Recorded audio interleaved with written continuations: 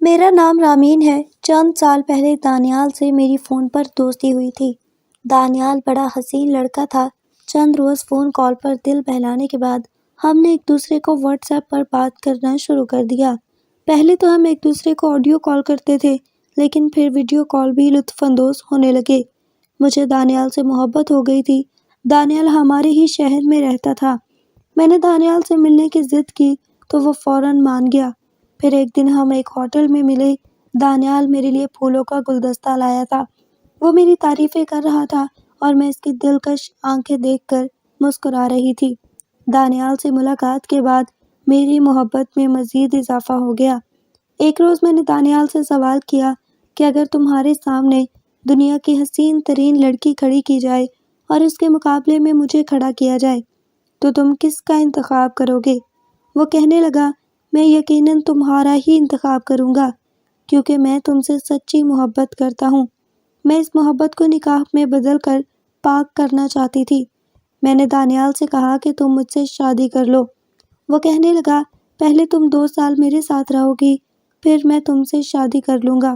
میں نے وجہ پوچھی تو کہنے لگا، میں اپنا مستقبل محفوظ بنانا چاہتا ہوں۔ یہ سن کر میں نے دانیال کی بات مان لی۔ چند ماہ کے بعد دانیال نے میرے ساتھ جن سے تعلق بنانے کی بات کی تو میں نے صاف انکار کر دیا۔ پھر وہ مجھے طرح طرح کی باتیں سنانے لگا کہ تم مجھ سے محبت نہیں کرتی، اگر مجھے محبت کرتی ہو تو میری بات مان جاؤ۔ میں مجبور تھی۔ میں نے اسے محبت کا ثبوت دینے کے لیے روزانہ اس کا بستر گرم کرنا شروع کر دیا۔ پھر وہ مجھ سے خوش رہنے لگا۔ اس کی خوشی میں میں بھی خوش تھی۔ ایک دن میں بازار سے کچھ سامان خریدنے گئی تو وہاں میں نے دانیال کو ایک لڑکی کی باہوں میں باہیں ڈال کر بیٹھے دیکھا۔ میں شدید غصے میں دانیال کے پاس گئی اور دانیال سے پوچھا کہ یہ لڑکی کون ہے؟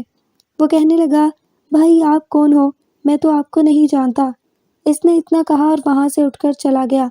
میں شدید پریشانی میں گھر آ گئی۔ گھر پہنچتے ہی میں نے دانیال کو کال کرنا شروع کر دی۔ 2 دن تو اس نے میری کال ریسیو نہیں کی۔ پھر جس دن اس نے کال ریسیو کی تو صرف مجھے اتنا بتایا کہ وہ لڑکی میری ہونے والی بیوی ہے۔ تم آئندہ کبھی مجھ سے رابطہ کرنے کی کوشش نہ کرنا۔ جب مجھے حقیقت کا علم ہوا تو میں یہ صدمہ برداشت نہ کر سکی۔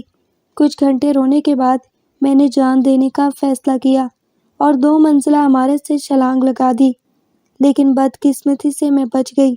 اب میں چلنے پھرنے سے قاصر ہوں۔ میری ریڑھ کی ہڈی ٹوٹ چکی ہے۔ اب میں سارا دن بستر پر پڑی رہتی ہوں۔